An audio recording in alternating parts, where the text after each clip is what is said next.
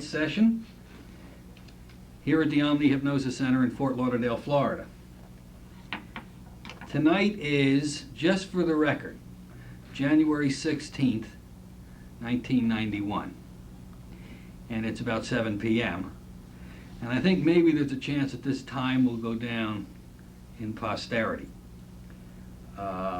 Tonight's seminar will be on something a little bit different than what we've done before. You know, in the past we've done these on the standard problems that people come to see us for: smoking, weight loss, pain control, and all those many other titles that we've done. Tonight we're going to get involved in kind of a different aspect, which is using a pendulum. Now, we all know what a pendulum is, but using it specifically as an uncovering technique to locate causal events of people's problems, many problems that they come to us for. I think that we have to give credit where credit is due. The modern use of a pendulum really now was centered a number of years back in Fort Worth, Texas. For those who may watch this tape who doesn't know where that is, you say. And we'll get to that in a minute.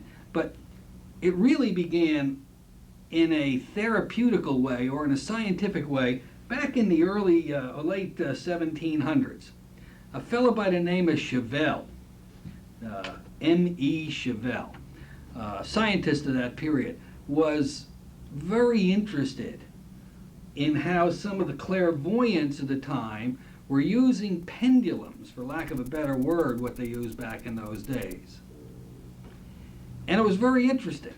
They were getting all sorts of interesting results in many areas using pendulums. Now you have to remember, people back in the 1700s and the 1800s were much more suggestible than people in this modern society of technology. And in our world today, we always want to know why. Back then, they accepted suggestions so beautiful. One of the things that fascinated him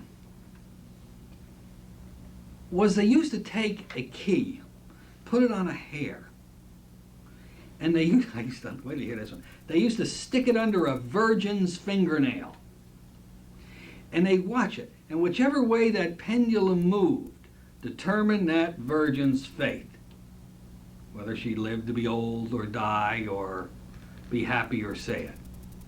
Well, it's very difficult in our society to do that today, you see. Does anybody know why? No fingernails. The Reverend back there says we ran out of virgins. Well, maybe that's the reason that we can't do that today. But he discovered, you see, Chevelle was an interesting and a very observant fellow. He discovered that it wasn't really the person's conscious mind that was using the pendulum. As other people began to use the pendulum and it began to move, there seemed to be some rhyme. There seemed to be some reason to the movement. You didn't remind me to turn my timer on, did you? Turn your timer on. Just did. And everybody's been playing with the pendulum ever since. And we know in our world today, a lot of people use the pendulums to find lost articles, to determine the birth of a child prior to the delivery, all these things that are very interesting. But using the pendulum scientifically as an uncovering technique in our modern world was really developed by one of the grand old hypnotherapists in our world today. And he's from that Fort Worth area. His name's Frank Monahan. Frank has earned the title to be one of the great people in hypnosis because he started many, many years ago, back when you couldn't give it away, no less charge for it. And Frank studied the pendulum. He was enthralled with the concept and the potential of it, and he developed some of the finest uncovering techniques with the pendulum that we have available today. And right off the top, I usually save recommended reading until the end of the class. But Frank probably wrote the best book on pendulum analysis ever written. For all I know, from a scientific point, it may be the only book on pendulum analysis ever written. and it's called Pendulum Analysis. How to locate and recover specific memories in hypnoanalysis using the pendulum. Structured system for the hypnotherapist. He takes you step by step how to use it. And it's a fascinating book. You can get this book from Westwood Publishing. I think it costs about $15. It's going to be in that $15, $16 area. And I recommend you get a hold of it if you can. We'll tell you how to do that a little later. You don't have any here? No, I don't have any, just my copy. Sorry about that. But you can have it. No, I don't sell my copy. Now, Frank theorized a long time ago, he finally began to understand there are exact memories. There's an exact number of memories of events that cause a problem to happen. And with the pendulum will first give you the exact number of incidents that ultimately lead to that person having a particular problem. We know, you've learned in your hypnotism classes, hopefully you believe it, that your mind can affect your body in many ways. We hear of psychosomatic illnesses. Psycho, when you take this particular word apart, stands for mind. Soma, somatic, stands for body. Mind, body. Psychosomatic illnesses. Psychogenic means that the problem began in the mind. So knowing these terms, Frank moved forward, and for a while he specialized in allergies. And he came to the determination readily that all allergies are psychosomatic. Isn't that an interesting concept? What is an allergy? An allergy is a reaction to a harmless substance. People say I'm allergic to what? Cats. Good point. We'll do a case history on that tonight. They say I'm allergic to pollen. How long have you been allergic to pollen? Geez, it started last year. You're 37 years old. How come you weren't allergic to pollen for the last 36 years? And they look at you, and nobody has the answer. You ask the doctor, why did this allergy all of a sudden come in? Well, I don't know, it's just that they have an allergy. And you know what they do? They give you all these sensitivity tests and needles in your arms to determine and decide what you're allergic to. Case history, discovered through the use of a pendulum. 12-year-old girl has a job to do every night, whether she likes it or not, and her job is to do the dishes. Now, as the summer came on, it gets lighter and lighter and lighter. And right outside, over the sink, what does she watch through the window? All the other children are frolicking and having a marvelous good time. And what's she doing? The dishes. All of a sudden, she develops this terrible rash on her arm. Mother takes her to the doctor. She has an allergy to dishwashing detergents. So the mother went out and bought every detergent on the market on the advice of the doctor. Well, maybe lemon fresh super duper detergent here will work better than pine flavored umpty-ump detergent. Didn't matter. The rash came back. And the doctor then said, why don't you just have her wear rubber gloves? What a wonderful idea. You see, if you wear a rubber glove, then you can't come in contact with the detergent, and then you can't get the allergy. Isn't that right? Wrong. The allergy still came. Now, doesn't that off the bat tell you that you're not allergic to detergents? They went back to the doctor, and they said, look, the rash is still there. And he goes, some detergents are caused by an interaction of one chemical with rubber gloves, you see. And so the fact that this detergent reacted with the rubber glove continued the rash to be there. Now, does that make any sense? Of course not. What happened is their subconscious mind wanted to go out and play with the rest of the kids. Remember, that's the emotional part of us. So it created that rash so she wouldn't have to do the dishes anymore and could go out and play.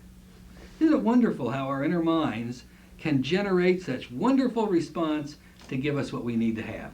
So in effect, she was allergic to washing dishes. That's exactly correct. She was allergic to washing dishes. She was allergic to not having fun with the other kids.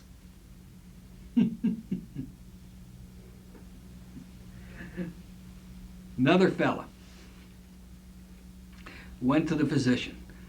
Terrible allergy to pollen. And that, what is it, weed? I forget the name of the weed. Ragweed. Ragweed pollen allergy. Well, the ragweed and pollen allergy settled in when he was 35 years old. And sneezing and watery eyes, and through the many, many needles and tests and sensitivity tests, the doctor discovered that whenever he was out in the area where there was ragweed and grass, that's when the allergy set in. Ergo, you have a ragweed allergy. Makes sense. Well, it only makes sense if you're willing to accept that as truth. Remember, Frank Monahan determined all allergies are psychosomatic. They start with the mind and reflect into the body. Using pendulum analysis on him, he discovered that this particular man was in a terrible car accident. And the car he was driving went ga-da-boom, and rolling over and down into the gully alongside a road.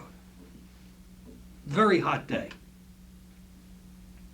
The weight of the car has his face pushed down into the grass, and he's inhaling all this pollen. And he's frightened. You see, if any of you have never had a car laying on top of you, you probably don't understand what I mean. You have to be there. I haven't been there either. But anyway, he was there in terrible fear. The fear was beyond anything probably any of us have ever experienced. So what did he associate that fear with? With whatever the sights and smell was of that environment. When the wrecker finally pulled the car off of him, took him to the hospital, and he got over this, as that fear through related incidents grew stronger and stronger, he discovered whenever he smelled that ragweed or grass, especially new cut grass gave him the same smell, he developed this terrible allergy. What he developed was the fear that was connected with that automobile accident. And sure enough, as soon as that was brought to his conscious awareness, he didn't have the allergy anymore. So all allergies basically are psychosomatic. Oh, sure, you can say you're allergic to drinking gasoline. Well, that's not psychosomatic. We are allergic to it. We're talking the general allergies that we see out there in the world.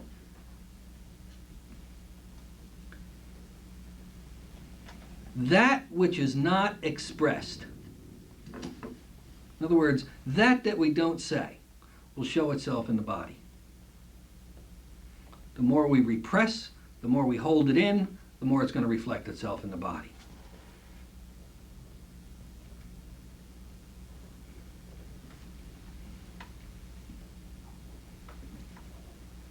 Shirley, put that on pause for a moment. Just hit that button with the string on it. That's all right, I'll edit this out. Sit down, Don. Anybody else missing? So, that which is not expressed will find expression through the body. We repress it, we're going to pay for it, one way or the other. One of the things that I teach my students, and I think I've taught most of you folks in here, and it's always good to listen to your clients, if somebody says something too often, if they repeat it, it's a lie. Shakespeare said it beautifully. The more he professed his honesty, the faster I counted the silverware. Now, a lot of people think when you're dealing with a pendulum, that mind power, I had one person when I was teaching in the class said, mind power moves that. Well, I always say to people, that's ridiculous. Mind power doesn't move this. Your muscles move this. Your subconscious mind takes over the movement. They go, no, mind power moves it. I said, okay, let's take a simple experiment. We'll take this and we'll hang it from the ceiling on a string. Nobody will touch it. We'll turn all the air off and see if you can move it with your mind. And I give everybody $10 who can do it. And so far I've never found anybody who's able to do it. A lot of people said they're able to do it. A lot of people say, see it move, but it was the natural maybe vibration of the Earth's magnetic force that moved it microscopic. When we talk moving, we're talking moving, you see. And I've never seen anybody be able to do that just with their mind. If you folks have, bring them up here and they can win the $10. Maybe next year I'll bring it up to $20. When I first started that, it was only $5 because I wasn't sure. And every year I raised the till, you see, the ante on that particular thing. Okay. Now, let's get in before we explain to you how to do the pendulum. Let's first, I know a lot of you know how to use it in here, but there's possibly going to be some folks out there who are viewing this tape who don't know how to use a pendulum. So let's show you how it works. Let's see. Everybody likes to look at pretty girls on. I need a pretty girl up here. Let's get a pretty girl. Would you want to come up? Pretty girl, thank you. You're a pretty girl. You're a lovely woman.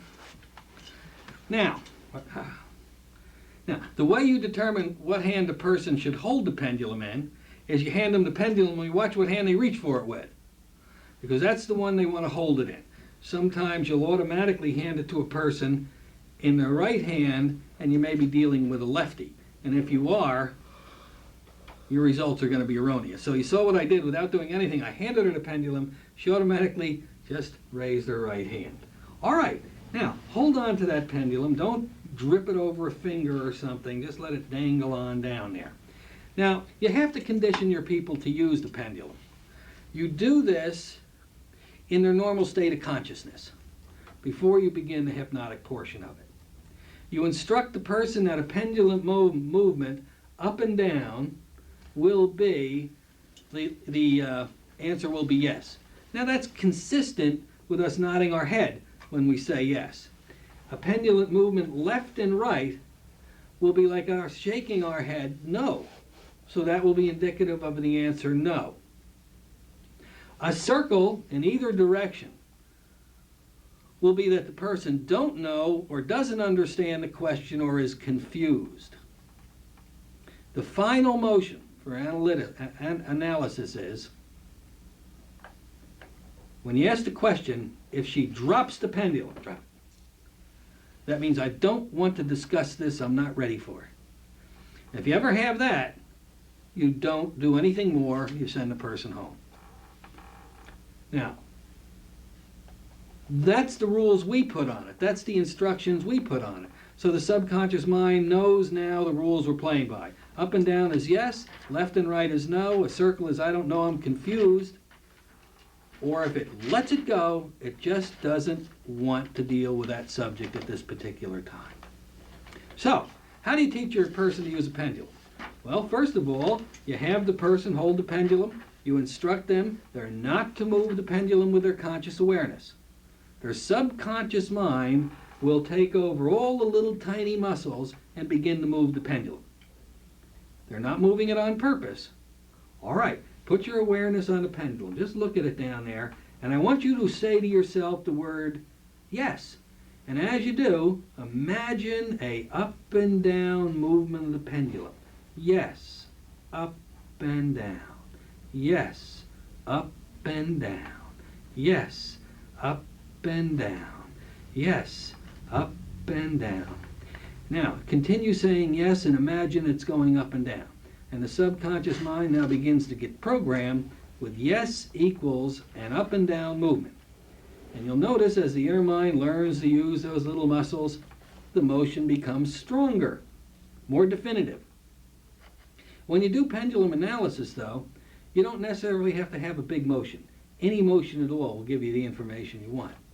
Now, say to that pendulum no, and associate no with left and right, left and right, No means left and right. Left and right. Left and right. No means left and right. Left and right. Keep it going left and right. Think no as the ball does move. Think no as the ball does move. So now, the subconscious mind is programmed. Up and down is yes. Left and right is no.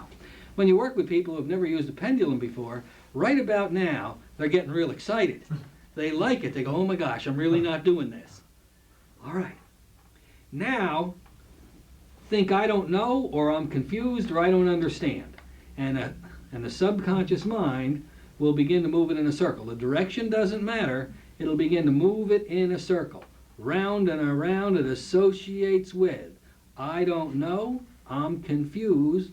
There we go. And just imagine it moving around and around. The ball does move. Round and around. The ball does move. That's good. Now, one more emotion. You knew what it was before I even said it, didn't you? I don't want to deal with it. And it immediately drops down. Now, the amount of people that that's going to happen with is microscopic. Maybe 2 out of 100. But the subconscious has to be programmed that it can easily move away from something that it doesn't want to deal with by dropping the pendulum. If the individual drops the pendulum, don't pursue it. You're going to be locked out, and the subconscious won't trust you anymore. You already told that person, if you don't want to deal with something, we're not going to pursue it. So if you do pursue it, it's not going to trust you, and you'll never ever be able to work with that individual again. Hold on to that, darling. So now, what you've done is you've taught them how to use the pendulum. When they're done with that, you put the person into trance, or you help the person go into trance. Have you ever been in trance, or have you ever gotten out of trance? I'm always at that stage. We're not going to do pendulum analysis on you, but I'd like you to volunteer to go into trance just so we can demonstrate some techniques. Would that be okay with you? Unless you have some particular thing you want us to work with. Now, do you feel comfortable with the instructions? You know how we're supposed to, how the pendulum's supposed to respond at the conscious level. If you do, then the subconscious knows it also. When, you see, we used to have a lawyer in here every once in a while as one of our attendees. Just because you discover the underlying cause, or how many underlying causes there are, does not mean that that's going to cure the person. That's only half the battle. You can discover underlying causes till the cows come home. Oh, that's why you're so mean to cats. Well, now I understand. You see, then you've got to change their perception of the events that happened. Then a pendulum can't do that. A pendulum can locate the causes of a problem. Then you've got to become an attorney. Then you've got to plead a case to the subconscious mind why it should change its behavior. Now, I think that this is one of the most important things you have to learn about hypnosis is this.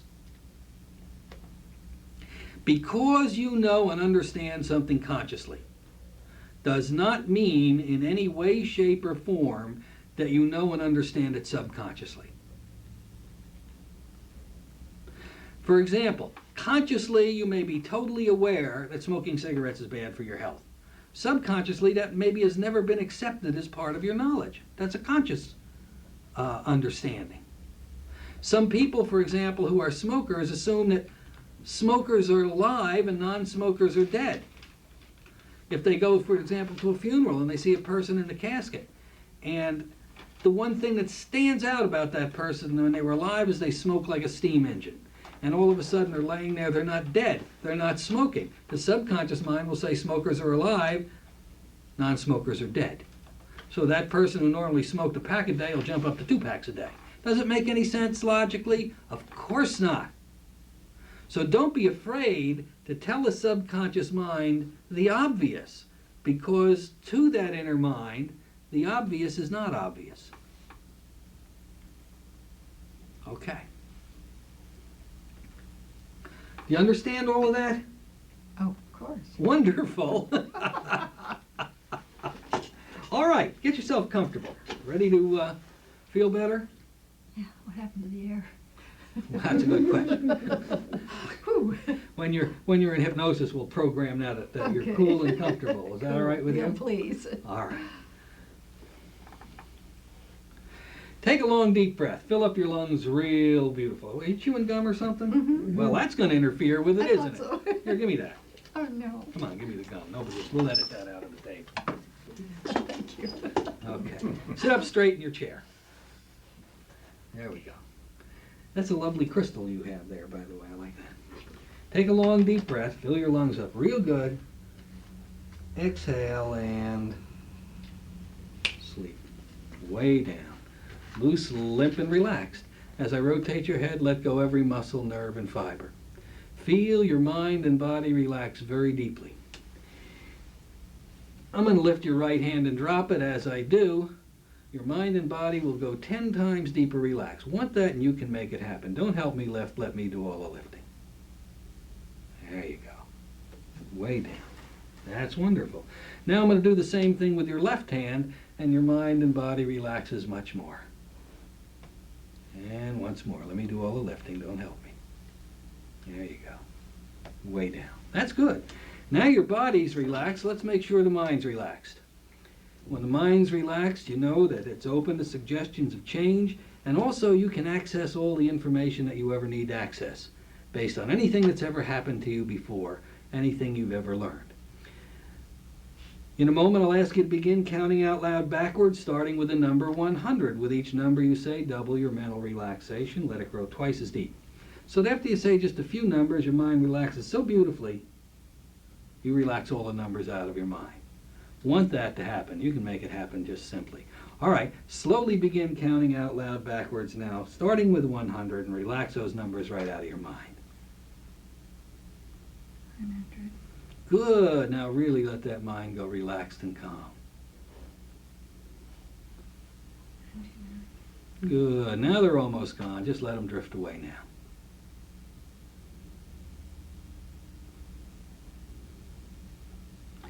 That's fine. Mind's relaxed, your body's relaxed. Numbers all gone? They're gone. As I raise your head, your mind and body relaxes even more. Now we know that's a true test for somnambulism. We know somnambulism, that beautiful working state of hypnosis, is one of the gauges of it is the erasing of or washing out or of a memory or some knowledge through suggestion. Forgetting something through suggestion. Okay. Now, your mind's relaxed and you feel wonderful. Because you're not up here for any particular problem to work with. When I tell you to, I want you to let your eyes open. When your eyes open, you'll even relax much more and we'll be able to have a wonderful conversation. All right, let your eyes open, remaining in this deep state of trance. That's wonderful. How you feel? Fine. Now, when your client, before you have your client open your eyes, because obviously when they use the pendulum, they have to open their eyes. They have to be aware of the pendulum's movement. Before that, you have to have them a couple, you'd ask them a few questions. Obviously, they tell you they're there for a particular problem. Let's say it's a phobia. What's a phobia? Fear. Fear of what? Fear. Fear. Huh? Fear. Phobia is a fear of a fear. Phobia is not a fear of an airplane or of water or of spiders. It's a fear of the fear that we feel there when we're in those environments. You have to ask the person certain questions. In hypnosis, the subconscious mind cuts to the quick. It goes right to where we need to go. So you simply would ask the person this: is there an event or a series of events that have happened to you in the past that have ultimately caused you to have this problem? Now, obviously the answer is yes. Any problem has causal factors to it. But we start to have the subconscious mind answer us using a yes. Then you say, if you were to recall these events,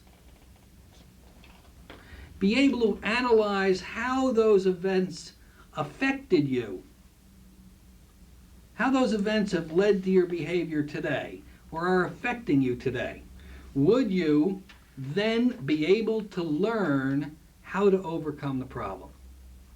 Now notice, and this is very important, I said, would you then be able to learn how to overcome the problem? I didn't say, would the awareness of these events eliminate the problem? No, I said, would you have a willingness to learn to overcome the problem? See, the reason is sometimes the subconscious mind is willing, sometimes it isn't. An idea fixed in the subconscious mind remains there until an idea with more energy or more common sense takes the place of that particular idea. Now, generally, the person will say yes, because that's why they came to you. So then they say, wonderful. They already know how to use the pendulum. So then you give the person the pendulum. Charlotte, there you go. I might as well ask, do you have any particular problem that you'd like to have worked on while we're here, by the by? If not, should we just demonstrate? Deep meditation. Is that a problem? Yeah, it's hard to achieve. Oh, you can't get deep meditation. That's more of a training situation, you see, than probably an underlying problem. So we're gonna ask her the questions.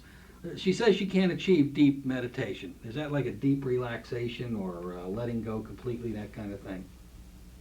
Yeah. Well, let's find out. This is not really what we call a problem, but it's kind of a nice thing that maybe we can begin to work with. Maybe we'll get some results, maybe we won't. All right, now I'm going to ask you questions. The pendulum will respond. Don't respond with any, you just stay relaxed.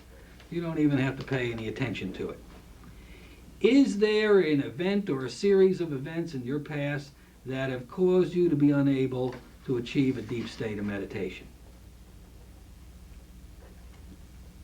And we have a pretty definitive move. Now, when you do pendulum analysis, you probably, a lot of times, should sit behind the person.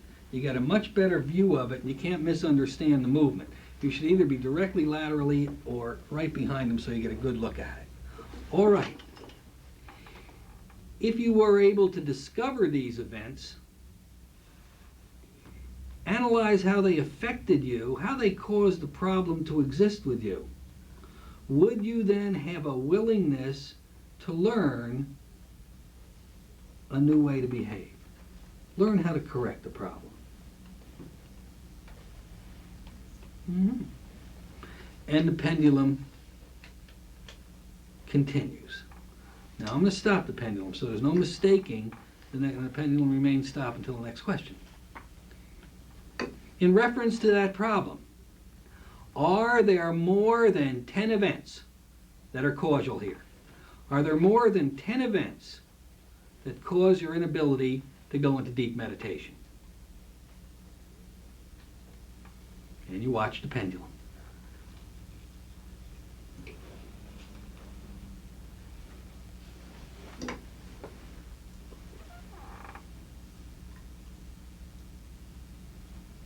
Now, this is starting to go around. Now, here's another secret. Watch this. Are there exactly 10 events?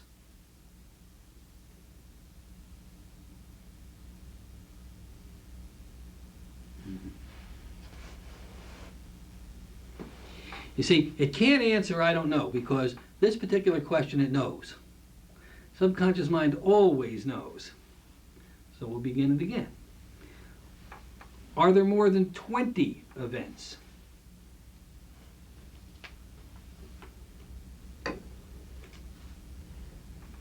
So now we get a side-by-side motion, all right? Are there more than 10 events that have caused this problem to happen? No. Okay. So we just kind of warm it up to it, you see. Are there more than 5 events that cause you to have an inability to achieve a deep meditative state?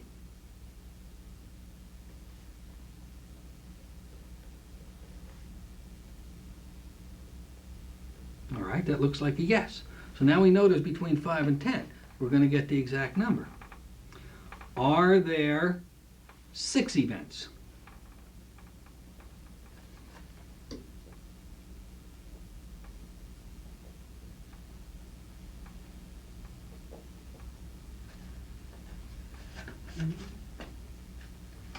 Mhm. So it says yes. Now, I like to cross-check this just in case, just to make sure we're totally accurate. Are there 9 events?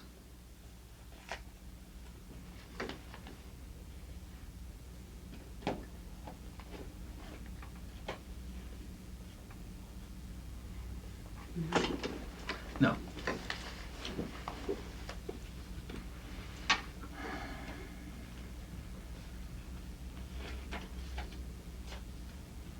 All right. Now we know there's 6 events that cause her to have a deep inability to meditate. Close your eyes and sleep. Now, here's how you uncover the events.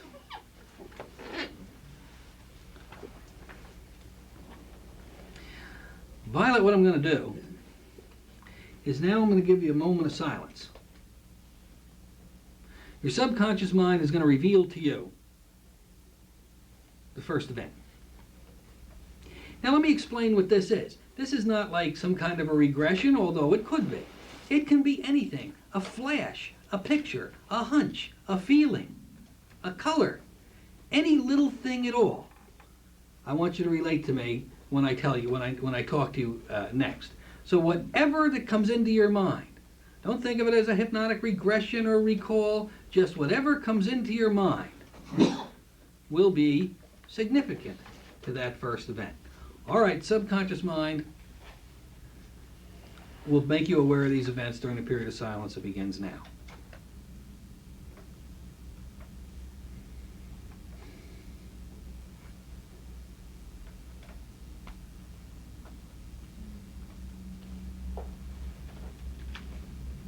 All right, and now what are you thinking quickly? Sleep.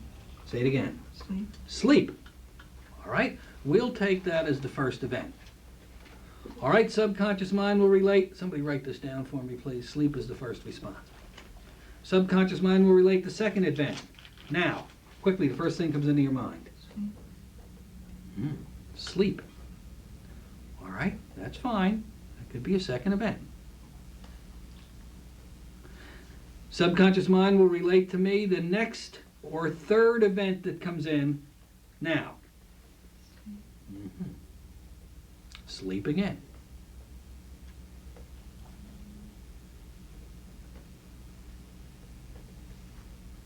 Fourth event now. Sleep.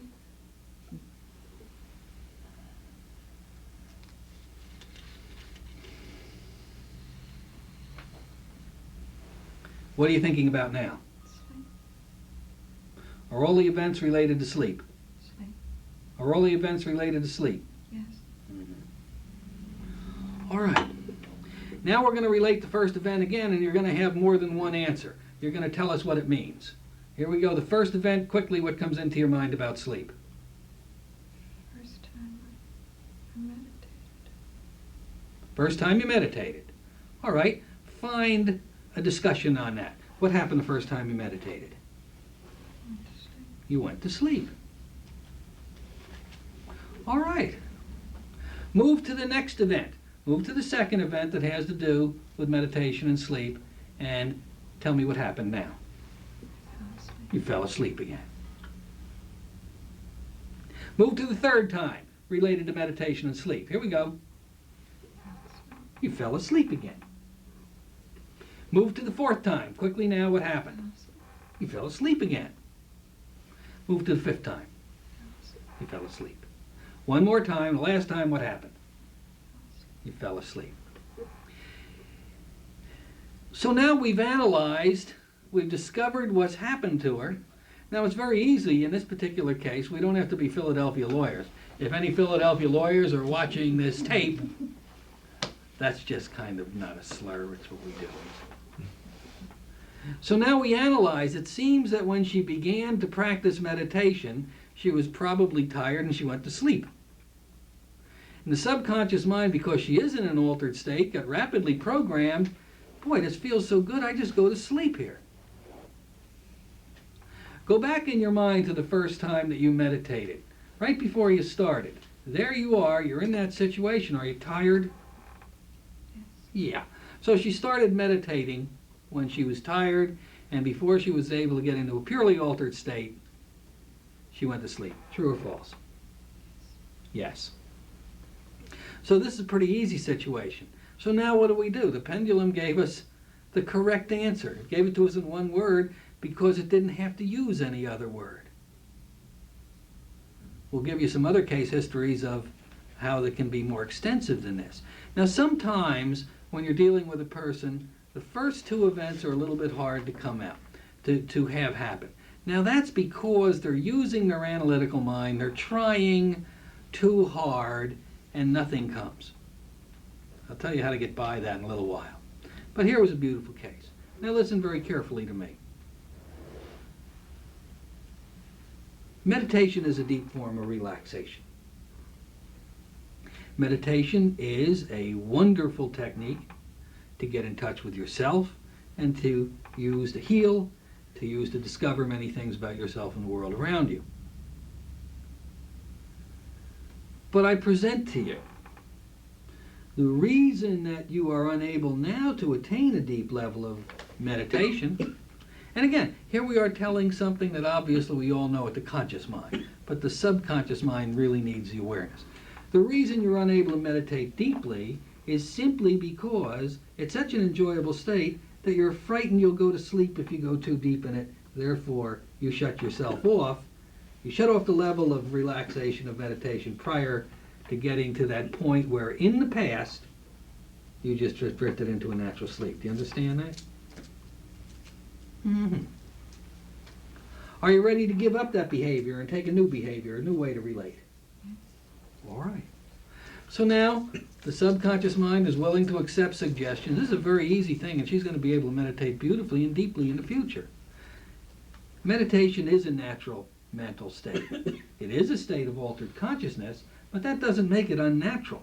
All of us are going in and out of some altered state of consciousness all day long.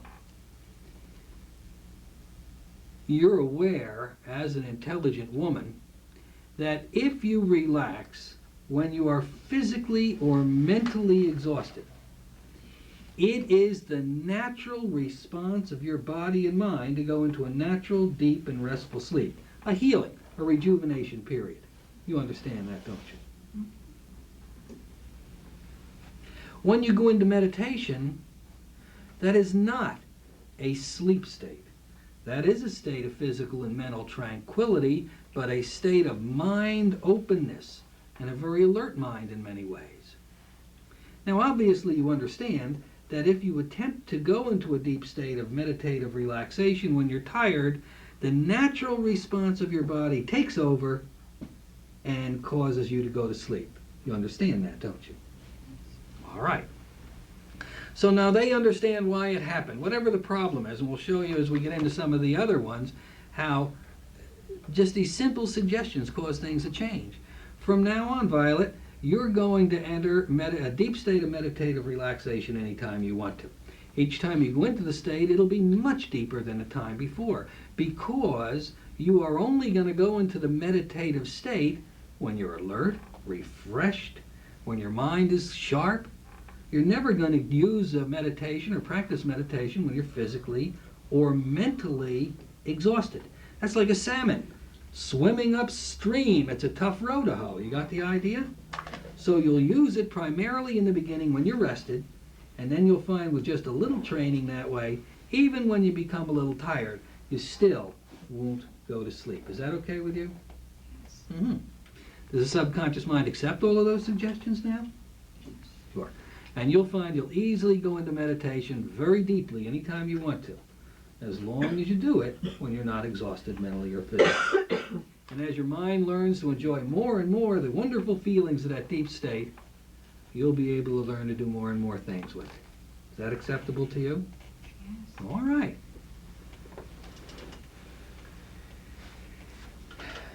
I'm going to give you another moment of silence. It's kind of a cleanup period. During this moment of silence, your subconscious mind will discover if there's anything that we need to do that we haven't done to correct this little problem that you have with meditation. And I'll ask you about it in just a moment. Okay, that period of silence begins now.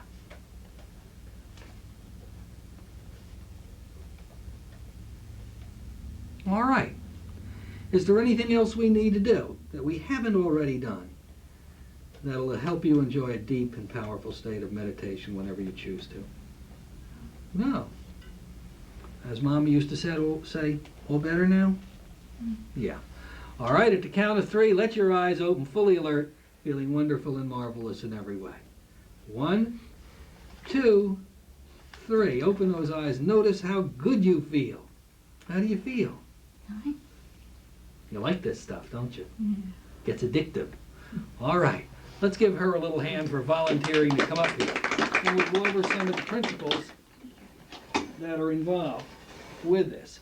You notice there's a couple of things in here that are critically important to say. First of all, you got to get permission. When the person's in trance, before they open their eyes, you have to ask them, is there an incident or a combination of incidents that have happened in the past that are causing you to have this problem? Now, obviously, they're going to say yes.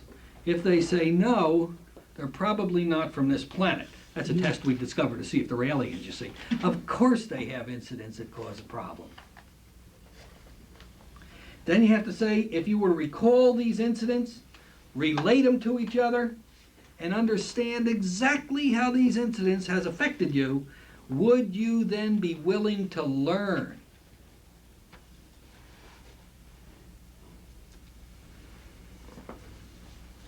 To overcome the problem, to get rid of the problem, to cast it off, whatever you want. Now, one thing when you're doing the analyzation, after you've gotten all the incidents, now with Charlotte it was so easy we didn't have to do anything. There was nothing really to analyze. She meditated when she went to sleep. But if you're dealing with other situations, and you start talking to the subconscious mind, you can't say something to it that isn't true. So as you're analyzing, you shouldn't say, well, it's obvious you hate your mother because she didn't give you love. There's 2 words that are critically important you use when you analyze at the subconscious mind. Maybe and perhaps. Do you think that perhaps your mother's inability to give you love, or perhaps this problem has been caused by the inability of your mother to give you love, or maybe this is caused by blah, blah, blah? You see, the subconscious mind, and if you're saying something and you misanalyze that particular thing, the subconscious won't shut you out. Because it will shut you out if you directly tell them that's the reason and you made a miscalculation. As minor as it may be, knowing that your therapy you normally would do in the next 3 or 4 sentences could correct it, you'll be shut out that quickly. So you should say, could it be possible? Or maybe it's because of, or perhaps your mom did this and that caused this. Now, maybe and perhaps are your 2 most important words. Just like when we taught the classes, some of the most basic hypnotic suggestive techniques are totally ignored by people who are alleged experts in the field. One of the things we've taught in our classes is never, ever, ever, ever tell a person what they will do. As you exhale, you will go deeper. How do you know that? Do you have G-O-D on your chest? They may say, no, I won't. And they've rejected that suggestion. They've rejected you. So it's the same thing when you're doing, I read some books written by eminent people. Don here brought in a book today, that thick, by all the experts. He opened to the first page, and they were reading some patter they were giving you some patter to read to a subject for something. What words were they using, Don? You will. You will. These are doctors, psychiatrists. And instantly, the thought comes into anybody's mind. If you say, you will, oh no, I won't, you say.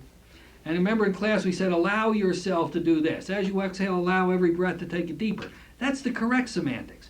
Now it's the same thing in this type of analytical work.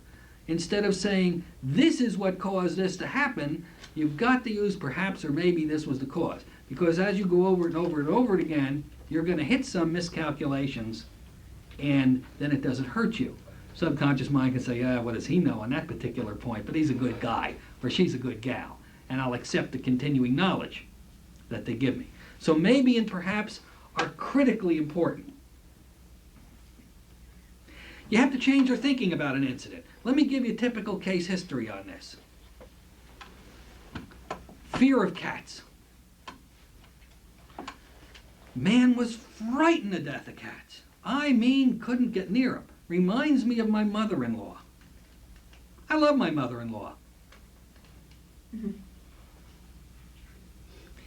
And she's deathly afraid of cats. Anybody want to come over to my house? I've got 3 new kittens. Only kidding. Now, we trained the man to do the hypnotic portion of it, and we trained him to do the pendulum, into trance, asked him how many events. We asked him, are there a series of events that causes terrible fear of cats to be there? Yes. Would you be willing to deal with this, blah, blah, blah? Yes.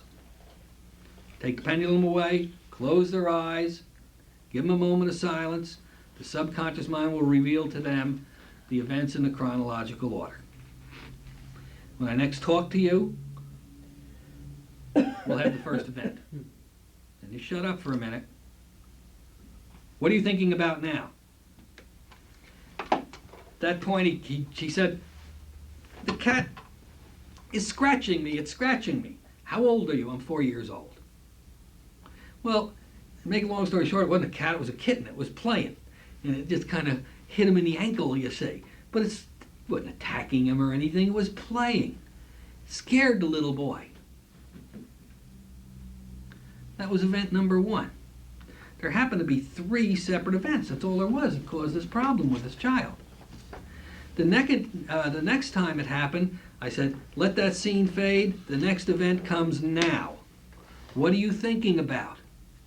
Oh, Daddy, be careful.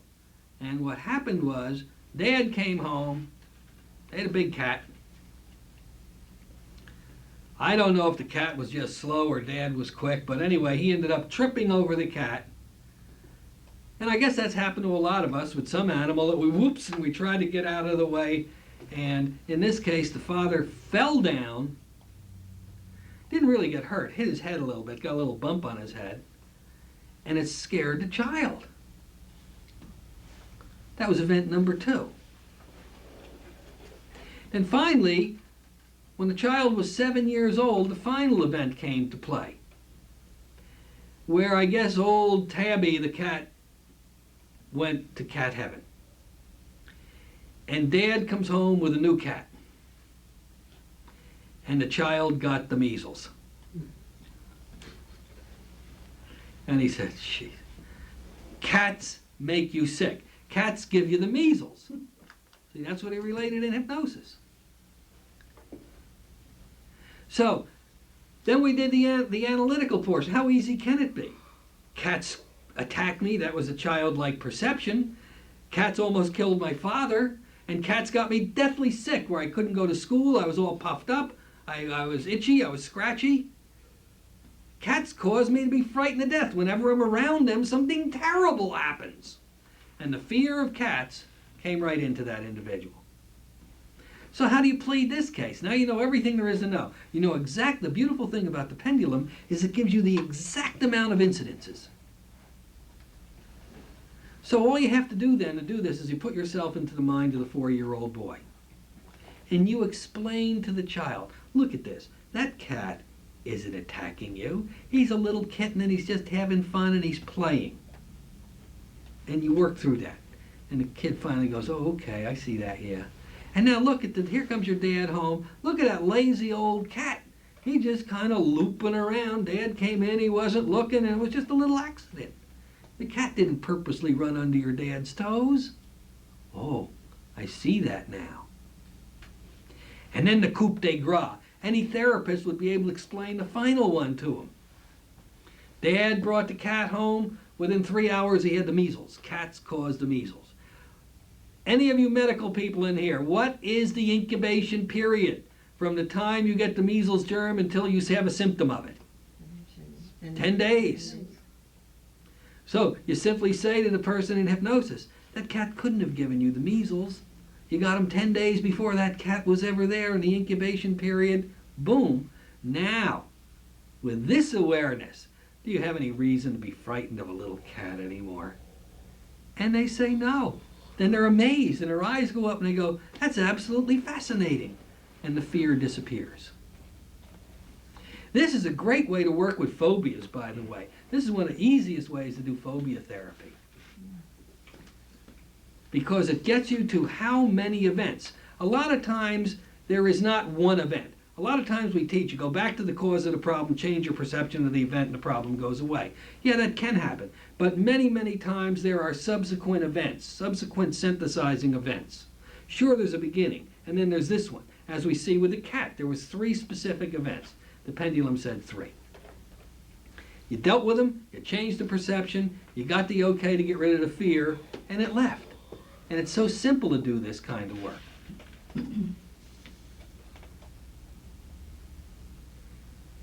If, and this is important, a person has problems recalling the events.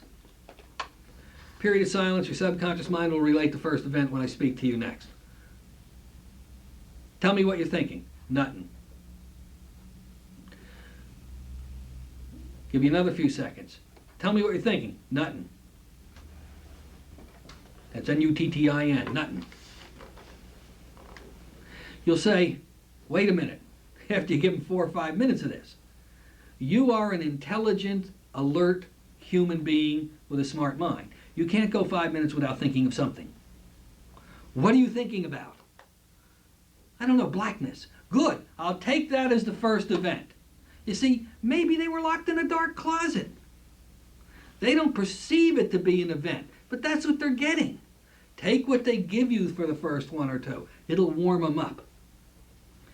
And in that particular case that came to mind where he said nothing, nothing, nothing, we discovered that was exactly the case. He was locked in a closet. And he couldn't see nothing. And nothing in his words was the black of a closet. Now, you could have easily said, that's crazy, open your eyes, you're not working with me. Take what they give you and you're going to discover it's what you're looking for. And the only time they can't recall events is if they're trying. Remember in our hypnosis class we teach the only people who won't regress are the people who want to regress. The people who come to you for social regressions. Geez, I want to go into a past life. They know they're coming there to be regressed, and they analyze everything you're doing and saying, and those are the people who won't let the conscious mind become passive, won't let the critical factor become bypassed, and they don't regress. So, if they don't relate the incidents to you, it's because if they're in hypnosis, they've accepted the state. There's no way in the world they can't remember everything unless they're trying or using the conscious mind too much actively. If a person can't move the pendulum, if you get a person during the conscious training period, and now imagine the ball moves up and down, up and down, up and down, up and down, and that stops. It's just automatically, and that sucker just stays there. You can always use the famous expression. You know, before you begin the pendulum work with them, you say, working the pendulum is so easy. I mean, anybody can do it. The subconscious mind does it. And it's also a test for intelligence. The more intelligent a person is, the more quickly, rapidly, and forcefully the pendulum will move, you see. But sometimes it won't, no matter what you do. So then you say to that person, you need to warm up. I want you to take the pendulum home. And I just want you to practice with it. Sit at your table and practice with it at home. Now, he's going to grumble out there and go home, right? And he's going to sit at the table once. Why don't you move, you frigga critter frets?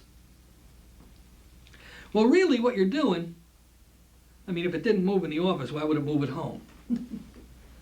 He shut that part of him down. What you're gambling on here is that someone external to him or herself will see what's going on. A significant other party, a wife, a husband, a child, a lover, a neighbor, a butcher, a baker, a candlestick man, doesn't matter. And they'll see that, and what are they going to do? What's the first thing they're going to ask that person? Can I Let me try. No, what are you doing? What's he going to say? I'm playing with my frickin' pendulum here, but it ain't doing nothing. What's it supposed to do? Well, that cockeyed hypnotist told me if I stared at it and said, yes, it's going to go up and down. If I said, no, it's going to go this way. If I don't know, it's going to go this way. And if I don't like it, it's going to drop. How come it's not moving? I don't know. Let me try it. And there's a person then sits down with an open mind and goes, wonder if it'll go up and down. Jeez, look at that sucker go. And they'll start moving it with speed and facility like you wouldn't believe. Let's say it's the husband who went home and all of a sudden the wife got that thing zinging. In comes the 10-year-old kid. Hey, Ma, what are you doing? Well, I'm playing with Daddy's pendulum. Well, how do you do that? Boom, you do it. You don't concentrate on it. You don't try to move it. And, of course, a child. Have any of you ever worked with a child with a pendulum? As soon as they get it in their hand, think anything that has to do with that particular motion, I mean, it's bound to do the loop-de-loop, you say. So here's the old man staring there, watching the wife go up and down with it, watching the boy, the little boy or girl go this way with it, moving it, it's winging all over the place. Then finally they may open up and say, well, I guess I can let that happen. Not in those words. But geez, if my wife can do it, my kid can do it. If it is an intelligence test. And pretty soon, under those set of circumstances, they begin to get response. So you put them into that embarrassment mode. What do you do if they're a bachelor or bachelorette? Well, tell them take it work. During their coffee break, work with it at their desk. It's the only place to work. The only place it's going to work while you're gone, you see. Or find an environment that you know that they live in, that there's other people that are within visual distance of them, and you tell them that's the only place you can practice with this. Because as soon as they see other people doing it, they're going to become aware that it's just not the hypnotist giving them that instruction, that anybody can do this. It's a piece of cake. Okay.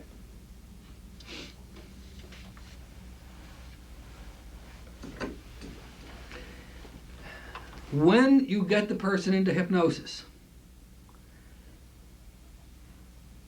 and you give them that period of silence, and during that period of silence, the incidents will be related to them, and they don't come. Again, we say that's because their mind is tight, they're trying too hard. And no matter what you do, they're not going to loosen up on that particular situation.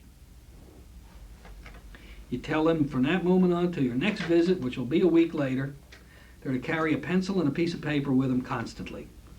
Or if you like, a pad and a pen. Doesn't make a lot of difference. And they are to write down any thought that comes into their mind of an unusual nature from the past. And they'll say, how do I know what thoughts to write down? You tell them the truth, because that thought won't go away until you do write it down. That's the way it works. Once you write it down, that particular thought is going to drift away. So they will be getting those thoughts at night, especially that relaxed period before sleep. They'll get it as they're driving their car. That brings up an insurance problem, doesn't it? Who's liable? They're driving their car 65 miles an hour down the interstate. They get the thought. They reach over here for the pad and pen and start writing, and they careen off into the gulch. And they say, it's not my fault. That hypnotist hypnotized me to write something down instantly. Like, well, we'd have to deal with that if it happened. It hasn't happened yet. So they will write it down, and they'll bring it back to you. And then you'll have a starting and beginning point. And you'll find then they'll be able to relate the incidents very easily to you. Remember the steps when you do pendulum analysis. Pendulum analysis is simply a way of saying you're re-educating the psyche. You're re-educating the mind because it's been educated erroneously. First, you identify the problem. Well, a person, most of the time, has a clear idea of what the surface problem is. I can't go in an airplane, I'm terrified. I'm afraid of cats. I have this terrible fear of my mother-in-law coming to visit with me. It doesn't matter. They're pretty definite about why they're in your office. Then you train them in the pendulum. You put them into hypnosis. You ask them those two questions. Is there an incident or a set of incidents in your past that have led you to have the problem that you're here for today? Obviously, the answer will be yes. If they have a willingness to work with you, the answer is yes. If the answer is no, you terminate the session because that's not real. Then you tell them if you are able to recall these incidents, and I want to give you the verbiage correctly, relate them to each other, and how these incidents affected you and caused this problem to exist, would you be then willing to learn how to eliminate the problem? Willing to learn. That's another wonderful passive way for them to begin the therapeutical process because of their willingness. Then you have them recall the incidents. Again, now we're not using a pendulum for this. We simply are in trance, and we say to the person, I'm going to give you a moment of silence. During that moment of silence, the subconscious mind will bring to your awareness the first incident. Now you must explain to them, because so many people, when you use this technique, think they're going to drop back to some terrible regression. No, it can be anything. It can be a feeling, a color, a hunch. It can be a mosquito. It can be something totally insignificant to you, and to their conscious perception, sometimes they'll say, you can't find anything, and you emerge the person, and you say, what were you thinking about? Well, I was thinking about something, but it couldn't have possibly had anything to do with it because I was thinking about it before you told me to think about it. In other words, the subconscious mind was eager to bring it up. He didn't perceive this microscopic situation to be the incident. So you have to tell him, no matter what it is, no matter how stupid it might be, no matter how microscopic the feeling or the hunch might be, when I next talk to you, tell me what you're thinking about. Okay, you give them about a minute, 30 seconds, doesn't matter. The subconscious mind works like lightning. What are you thinking about now, quickly? Nothing. Darkness. Sleep. Or, as that person did in the car accident, I'm breathing dirt, dust. I'm sneezing, I'm coughing. You see, if you're trapped under a car and your head's in a bunch of pollen and all this stuff, you still got to breathe. You can't move your head. And you're sucking up all the pollen and they're choking and you're gasping. Doesn't mean you're allergic to the pollen. Pollen is a harmless substance. But it's like every other phobia, it's created a fear about something, and this is the trigger. So anytime you're in that environment, you have that fear. You have that allergy. So you get them to recall the incidents, then you evaluate the data with them. You show them, just like we did the boy with the cat, or the man that was in the car, or Violet with sleep. And the conscious mind can relate to that very easily, but the subconscious mind has to have it on a gilded plate. And then the final thing is the re-education, where you show them through your powerful therapeutical techniques it's in their best interest to give up this old behavior and accept a new way of thinking and relating to those things that have happened in the past. And we saw we do that with the child. We showed him that the cat didn't scratch him, he was playing. Well, consciously he might have even been aware of that, but not subconsciously. Don't assume what the subconscious knows. And you re-educate that part of the individual. Now, if you do that, watch how quickly these people's problems disappear. Now remember when you're looking for the incidents. See how we started out? Are there 10 incidents or less? We always start with that number. She said less. Then you go down, are there 5 incidences or less? It'll say yes or no. The idea is to work it until you get the exact amount. Now, for example, one person I was working with, I said, is there 15 incidents? It said no. Are there 10 are there more than 10? It said yes. So now I knew there was 15. It was between 10 and 15. I said, are there more than 15? It said no. I said, are there more than 10? It said yes. I want to know the exact amount. I said, are there 11? It said no. I said, are there 12? It said no. Are there 13? It said no. Are there 14? It said yes. 14 incidents. Now, The rule of thumb is you shouldn't deal with more than 5 or 6 incidents in the same session. If you got time, not that you can't, it's just time consuming. If you, for example, sometimes you'll have people come up, the worst case scenario I've ever seen with it was 42 incidents. Now, you're not going to deal with 42 incidents. I particularly like to deal with 5 incidents in each session. So there you're talking roughly about 8 sessions to clean up 42. Somebody comes in with 100 or 150 incidences. I haven't seen anybody with that many, but I've talked to other hypnotists who have dealt with people with that many. You know, you're going to be dealing with the person for a lot of sessions with this type of way. But this is a way that really cleans it up so fast. I mean, there's no mistaking what the incidents are.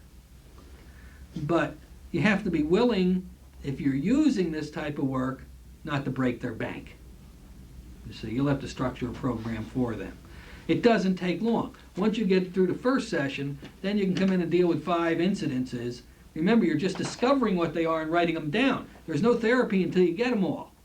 You discover them. Tripped over cat, scratched him, cat gave him the measles, blah, blah, blah, blah, blah. Fine, go to the next one. Boom, fine, go to the next one. You write them down. Now, when you get them all, then it's your job as the therapist to get a picture of how all these events cause the problem. Then you go in and change and re-educate the subconscious mind. Perhaps the reason you felt the cat gave you the measles was based on the other negative exposures to what the cat did, or what you thought the cat did. Maybe this was the reason you got the fear. Remember, perhaps and maybe. Very important, critically important to use those words.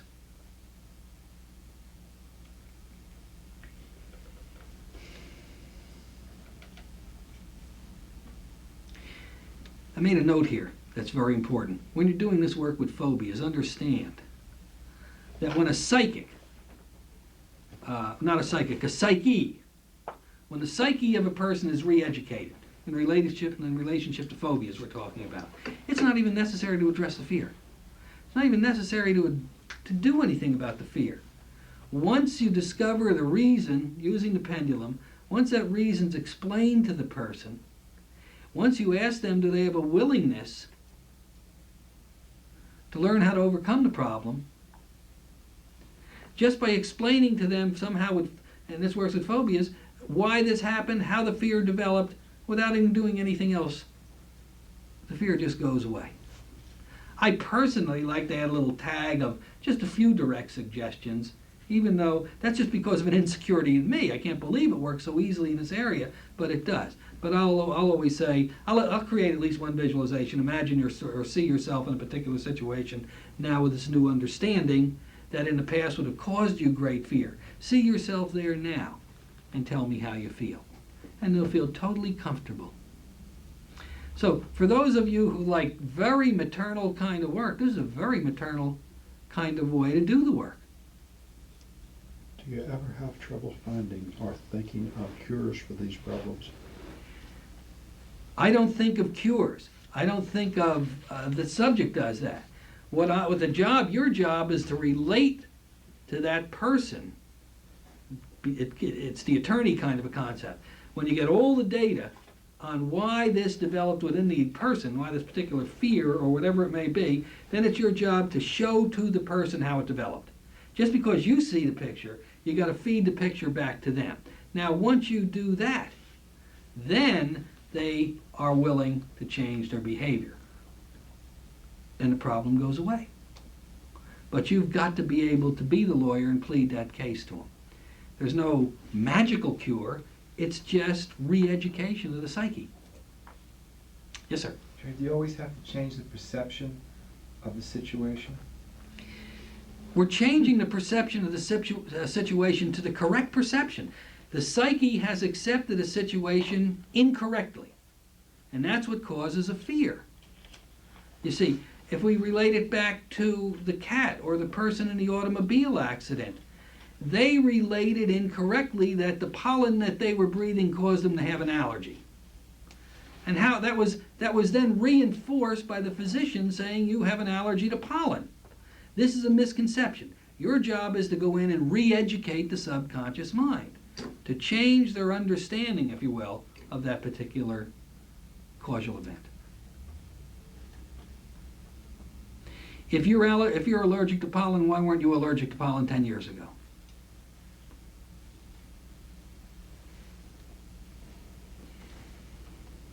If you learn this technique, you're going to discover you have a lot of fun with it because it's so easy for you as a therapist. You don't have to remember a heck of a lot. You have to remember to give them the instructions on how to use a pendulum correctly. You have to ask them the two questions after they're in trance. Are there an incident or several incidents in your past that ultimately caused you this problem? Yes. If you become aware of those incidents, if you could look at those incidents and see how they have affected you, how they caused you to have this terrible fear of, would you then be willing to learn to overcome the problem? Yes. And that's important. Would you be willing to learn? You're not going to say then you'll eliminate the problem because you don't know that. If they say no, I will not be willing to change, Margin. send them home. Can't do anything for them. So the pendulum is an awful powerful tool without regression to get to the cause of that particular problem for that individual. And it's maternal. You know, a lot of us hypnotherapists, there's one or two of us in here, like to tap people on the head and slap them on the head to bypass the critical factor. And other people say, I can't do that kind of work because I'm not that type of person. So here's a beautiful way to be very maternal with that individual and get marvelous response. And the beauty about using the pendulum is the people that you work with the pendulum love it. They say, can I buy a pendulum from you? Can I take it home? And they're so proud of what they've done, they automatically start playing with it with their wife and kids. They become analysts. Foul it up usually, but it doesn't hurt anybody, you see. And they just think it's the greatest thing in the world. Any hypnotist, for example, that goes out socially without a pendulum in his pocket is missing a great opportunity to create business. Break out your pendulum. What is that? My pendulum. And I guarantee you'll get a lot of clients simply by developing conversation in that area. I've had people say, I don't want to look at it. There are people who are frightened of a pendulum. But, you know, you can make light of that. You can say, look at this. This is a plastic pendulum. Now, and you put on your serious face, you see. The reason I use a plastic pendulum instead of a crystal pendulum, outside entities can't move through plastic. It's kind of a dull environment, you see. So this pendulum is perfectly safe. You got to stay away from those crystal ones. And they look at you like this. Really? You see. And anything is a pendulum. You don't need something as professional as this turbocharged, easily greased pendulum that I've broken in over the last 15 years, you see. Why, a pendulum can be go into your toolbox and get a nut and a piece of string. Paper clip with steno flask. Sure. Or if you can get a nail on the end of it and maybe a long piece of girl's hair, if you can find yourself a virgin, you can stick it under her fingernail like the old days. Hair, that would be good. Huh? Hair of a virgin. The hair of a virgin. This always comes from the reverends, you see. It never fails. I suspect that we're going to have do some subconscious probing with you about this virgin hair business. In any event, anything can be a pendulum. They're exciting, they're fun to work with. It's an easy, simple technique to do. I can't recommend more that each one of you spend $15 and get Frank Monahan's book. I mean, he'll take you step by step through this so nicely, so swiftly, so easily that any person who learns pendulum, how to use a pendulum, it really will change to a large degree how you do your work because it makes the ability to do your work so much easier. Don? Isn't this a form of regression? Of course it's a form of regression. It's a form of regression. What is regression? Regression is recalling incidents of the past. You are not physically going back to when you're 2 years old. You're not physically going back to Ancient Rome. If you were, it would be very discerning to the hypnotist. All of a sudden, and there's nobody in the recliner anymore, you see. So of course, recall of past memories is regression, isn't it? But really, regression is a powerful recall of past memories. Well, technically this isn't regression. Technically this is just recall. There's a definitive difference between true regression. In a regression, you are there. This is you're remembering something. So technically, according to the laws and the definition of regression, no, it's not regression, it's remembering an event. It's not reliving it. You don't have to relive every negative event to neutralize it.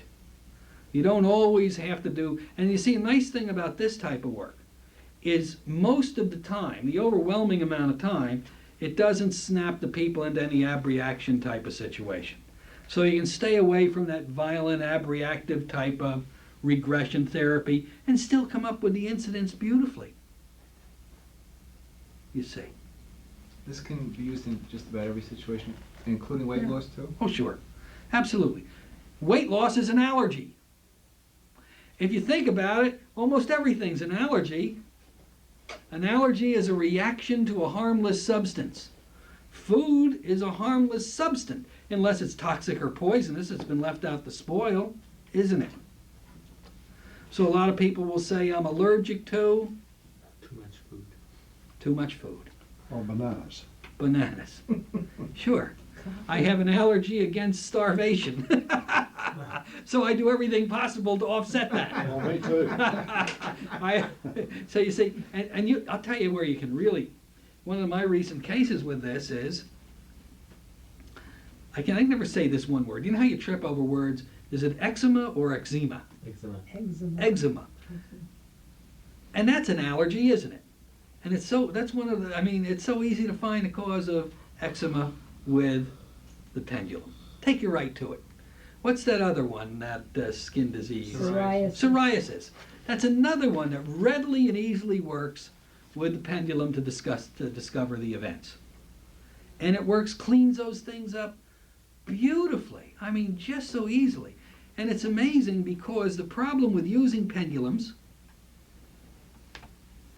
I mean, it's bad enough when you think about it, to sell hypnosis to the medical or the psychological profession, unless you're a medical or psychological person.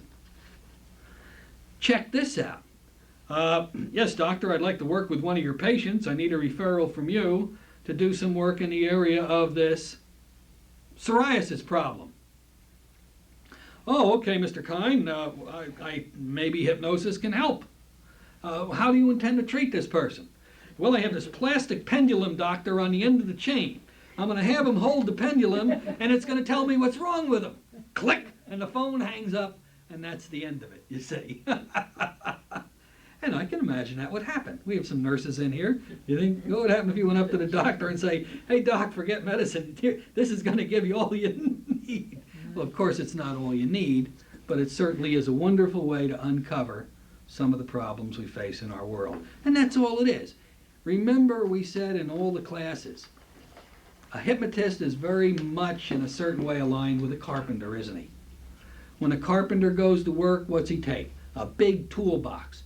And he's got a tool in there for each different job. We have our own toolbox, and we should be able to reach into that toolbox for a myriad of techniques to help people.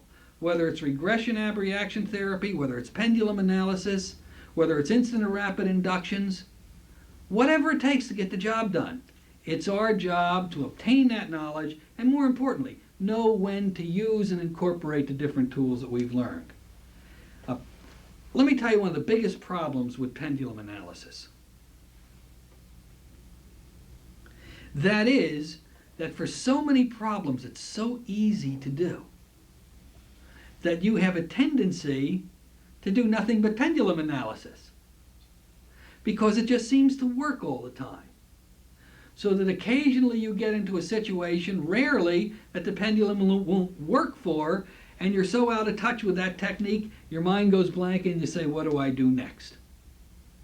So we should mix our techniques, always be using different ones, always challenging ourselves, because that's how we stay on top of this. If something doesn't work, pull another rabbit out of your hat. The difference between a good therapist and a bad therapist is a good therapist won't give up. Dave Ellman said, I rarely didn't achieve success. And in this particular statement he was making, it happened to have been about impotence. And he said the reason I never really failed was I never gave up. I kept banging away at it until I found out the problem and helped the person correct it. Now, what he meant by that was simply what we're saying here. If this technique isn't working, shift gears. Go to another one. And you'll find the right combination of technique, of delivery, of understanding that's going to help you help that person. That's all. That's what we've got to do. Some of you out there have given me reports of the wondrous changes you're having with the people you're working with. I'm excited about that. I had a call in the office this week from a girl who I trained, and she says, I can't seem to get people to regress. And I said, well, she didn't talk to me, she talked to Shirley. And Shirley was very competent, and she said, what are you doing? How are you hypnotizing the person? Well, the same way I hypnotize everybody. That's your first clue, isn't it, that something's going to be wrong? And she says, well, how do you do that? She says, I pass my hand down across in front of their eyes slowly, and I say, close your eyes and sleep. Then what do? She says, I regress them and they don't regress. Now, I'm not going to say that passing your hands down across the person's eyes and saying sleep is not going to not give a certain percentage of people a deep state of hypnosis. It will. But she didn't even challenge, she didn't even discover if she was in hypnosis. And if she was in hypnosis, she didn't discover what level, whether she had somnambulism or where it was. And then if she had that, she didn't do any regression techniques that have any validity to it. So after all her training, she didn't use the tools she learned. And she used the same one for every person. So this is a very important tool. Every one of you. You use a pendulum all the time. You see the exciting things that it can do for you. This is a powerful tool to use. And if you give it just a chance, I'm telling you, you're going to love it.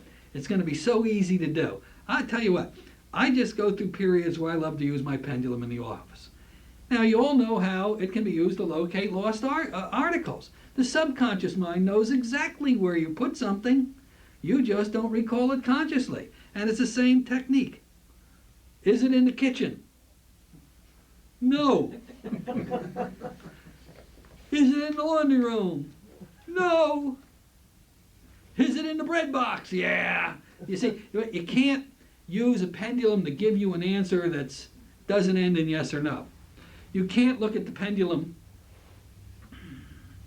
Pendulum, what is your philosophy of the financial condition of the United States of America? You're going to drop it. You're going to drop Or because today is such a solemn occasion, as we started this off with, is Saddam Hussein insane? And we run into that kind of a situation. Any questions about the pendulum? This is fun stuff to use. If you ask a person how many times, you said 142 is the most you've heard about No, I said that's the most that I've dealt with. that you've dealt with.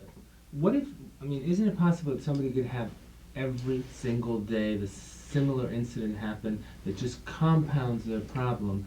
They might live in a totally dysfunctional home for years and years, and they have 1,000 times. But it's the same incident happening over and over again. Would it show up as a single incident, or would it show up as 1,000 incidents? I have to answer you in the only way I know how to answer you. Yeah. Human beings are all unique and respond differently. You will not respond the way Don does or as anybody else does. Could that same basic problem be reflected as a separate incident? I would imagine it could. I haven't seen it that way.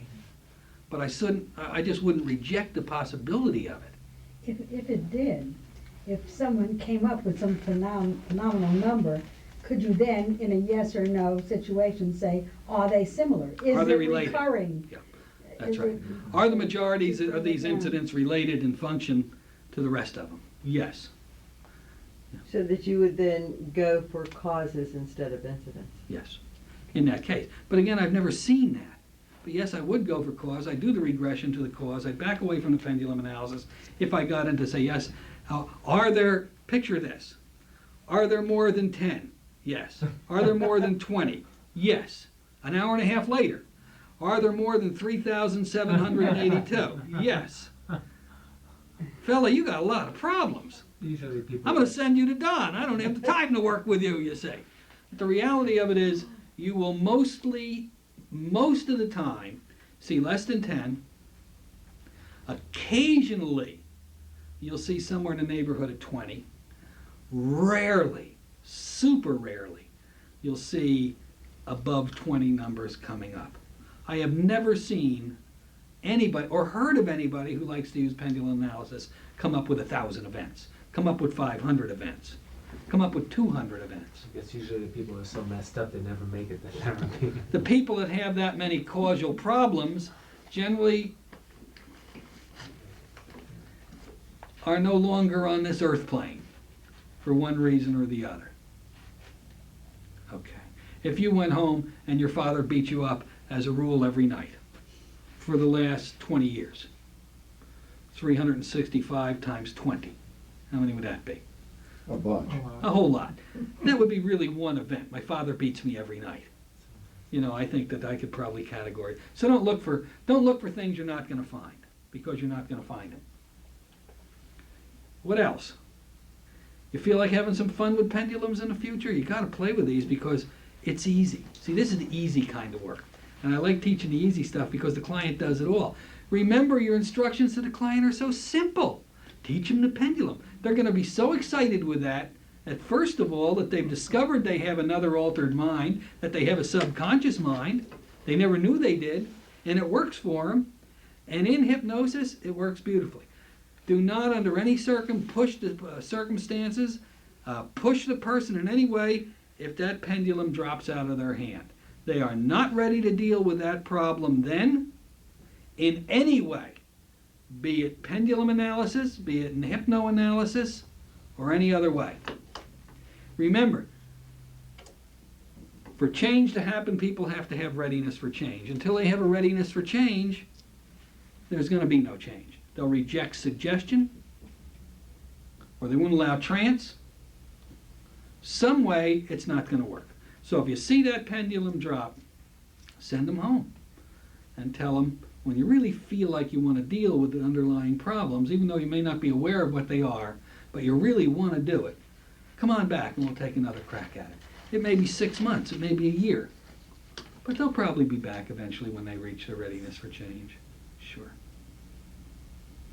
If someone is resisting and you're saying, you know, the more intelligent, Resistant. If Let's that change the are- word. First, okay. you know I hate that word resistance. say if the pendulum is not moving. If somebody and the is, person- come on, give me another word.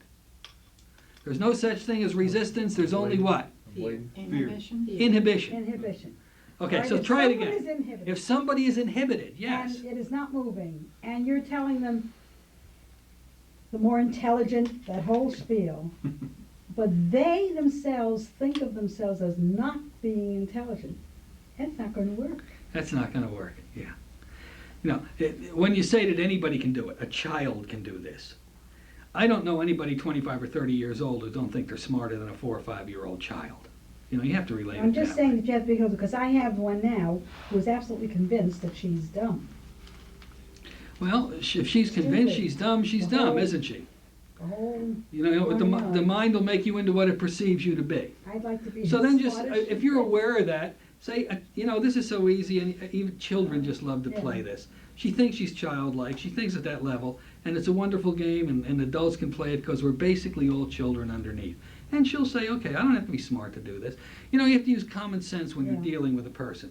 You're dealing with a person, you pre-talk them, you know basically if they're negative with themselves, if they're telling themselves they can't do anything, you're not going to tell them it's an intelligence test. On the other hand, if somebody comes in who's just very analytical, one of these attorneys or judges or engineers, then you hit them with the intelligence test. They've already proven they're intelligent by passing the required examinations to do that kind of work, you see. And they like to show off their intelligence. This pendulum that you use is very simple. It doesn't have any markings on it or anything. How effective would it be to have a pendulum that, say, had some intricate or ornate markings on there that the person would, conscious mind would get involved with examining I think those no matter things? what you do, especially in hypnosis and hypnoanalysis, you should always work on the KISS theory. Okay. You know what that is? Yeah. Keep it simple. Keep it simple. Keep it simple, stupid. Why create? I agree with you. If something is really ornate, I used to have one. It had a lot of metal over the top of it and silver. This is very basic. It's hard for this particular thing to be anything other than it is, isn't it? Right. Of course, this is a turbocharged one. These are very expensive. Right. When you worked with that, do you think that you got more critical factor bypass by using something? Yeah, I mean, when you talk about the bypass of the critical factor happens with a pendulum so easily and beautifully. As soon as they start to move it, they're in hypnosis. Okay. Their critical factor is bypassed. How do I know that? Because their conscious mind isn't moving it, the subconscious mind is moving it. For the subconscious to do anything, it has to push the critical factor out of strength. So sure, you have trance right then, but that's not threatening. It's not, now you're going to hypnosis and you're going into trance. Whoa, there is no fear response with this because you're just letting them play with it. Does that mean that you could basically use that in a work environment as a waking hypnosis tool Absolutely. with employees? Just play with them, and if you're having trouble with a supervisor, come on, let's check. Get them used to the pendulum without telling them it's hypnosis. Get them to start moving it, and then start saying things like, "You know, you can make this happen. You know, you can make this project Yes, happen." if you can get away with that, they're in trance, and if you give them suggestions that are acceptable suggestions, they'll go into that person as long as they're suggestions they want to have. The rules of hypnosis are always there. Okay? So if they're playing with the pendulum, you can do pendulum for direct suggestion work. We're not talking about pendulum for direct suggestion. But if you want to use it for direct suggestion, it's even easier. All you do is you teach the person how to move the pendulum. Then you give them this instruction. You're not to listen to me at all, consciously. All your job is to move the pendulum up and down. When it's moving wonderfully, to say stop. Then it'll stop. Then you're going to move it left and right. Then you're going to move it in a circle. And you notice as it moves in a circle, it just keeps going and going and going. And the more and more it moves in a circle, it just seems the more you're attracted to it, and you thoroughly enjoy watching it move in that circle. And you'll focus all your attention and awareness on that. And you won't even listen to what I have to say until I ask you to stop the pendulum. So they start moving it, they're totally concentrated, and you can do direct suggestion for those people beautifully for light problems in this kind of a situation. For example, that's all we would have needed with Violet, except we didn't know why she couldn't go into deep meditation. See, if we don't know why, then we don't know exactly what suggestions. Would that be enough to stop smoking? It could be. Sure. Would that be enough to stop smoking? Yes. If the person wants to stop smoking for the right reason. If the person wants to stop smoking. If you're out at some nightclub, cocktail hour, sitting around a round table, a friend of yours who's a smoker picks up the pendulum, you give him the instructions not to pay any attention to you, and he doesn't, and now you're going to find that every day your desire for cigarettes becomes less and less than the day before. Until you'll notice that after about a week passes, your desire for cigarettes dissolves and disappears. You choose life over death, and cigarettes will no longer be a part of your life. Whatever pattern you choose to pull out of your hat. Now, one of two things is going to happen. If you got lucky, if that person has been saying to himself for the last 6 months, I'm going to stop, I want to stop, you will be amazed that person stops smoking. On the other hand, if they enjoy smoking and don't want to stop, they may still have a ball with that pendulum, but they're rejecting every suggestion coming at them, and there is no change.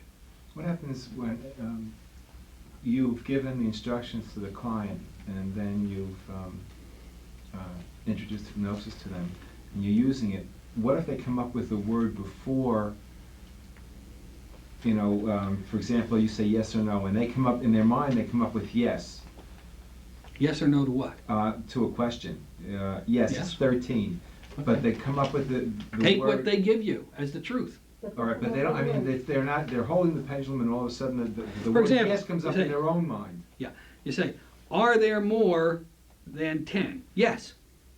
Is that what you're talking about? Right, in their own mind, they Yeah. say yes before even the pendulum even starts to move. Yeah. Well, either one or two things are going to happen. The pendulum's going to move, or they're going to say yes. Fine, take it. All It's a right. gift. Are there more than 20? Nah. You see, some people will verbalize it, but the pendulum will start to move too. Don't take their verbalization other than, that's wonderful, wait for the pendulum to move. It'll move also. Go with the pendulum. Because sometimes they'll say yes, and the pendulum will go no. Take this as the truth. Because they said yes or no with their conscious awareness. When you do non-smoking and you get to the somnambulistic state. Speak up, Don, so the mic can pick you up. Oh, okay. When you're doing a non-smoker and you get to the The what? somnambulistic state, do you ask them at that point if they want to quit smoking? Oh, if we're doing a smoking session, of Yes. course. I'll say, listen, I always ask a smoker two things. This has nothing to do with the pendulum, but I'll answer your question. After we have trance, I'll say, now I want you to go inside yourself and find out the answer to two questions. The first question, and don't try to find the answer with your conscious mind, you'll feel the answer come from a deeper part of you. First question, now I always have them answer it. You can have them answer it verbally, but I don't like that. I say to them, if the answer is yes, you're going to lift your right index finger. No, it'll be the left index finger. Go inside yourself and discover the answer to this question. Are you truly ready to give up cigarettes to stop smoking? Yes, I'll say the right index finger raises. No, the left. Be quiet. And then wait. One of the fingers are going to go up. If the yes finger goes up, ask the second question. Second question to your subconscious mind is simply this. Are you ready to stop smoking right now? See, they may be ready, but they'll may be ready tomorrow. Are you ready to stop now? And you wait for the finger movement. That's how I do it. And if either they say no, then you just. If I say no, I emerge them, I send them home. I'm not going to swim upstream. No matter how wonderful a therapist you become, you will not be able to help everyone. If you were able to help everyone, you wouldn't be a normal, average human being. You would be way beyond that. All of us have our limitations, our desires of wanting to be helped, or whatever that may be. I did a non-smoker, and he has trouble even being around cigarette smoke now. Sure. It's really obnoxious to him.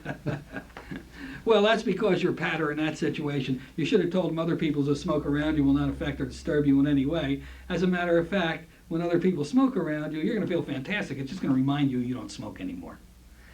I didn't do that. You didn't do that, you say. As a matter of fact, we were going out to lunch the other day, and he said, do you have a non-smoking section? And the lady said, no, it's smoking the entire place. He said, I'm going somewhere else. Yeah. And he turned around and walked out. Smoking can be handled with direct suggestion with the pendulum also. This is a great tool. Please play with your pendulum. Use it. Learn to use it yourself first. Feel confident that it really does respond to a deeper level of you. Then give it to your people. They'll give it back to you. They won't take it away. Give it to your people. Do the pendulum analysis, and you'll find how quickly you'll discover what caused their problem. Remember the avoidance words. Don't tell them what they will do. Don't tell them what the knowledge of what happened before will cause them to happen.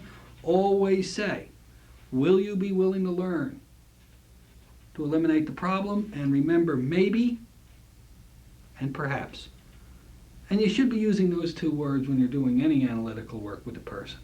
Any change of perception. Perhaps it's because your mother beat you with a stick every day that you have this aversion to sticks. You see, or maybe this is the reason.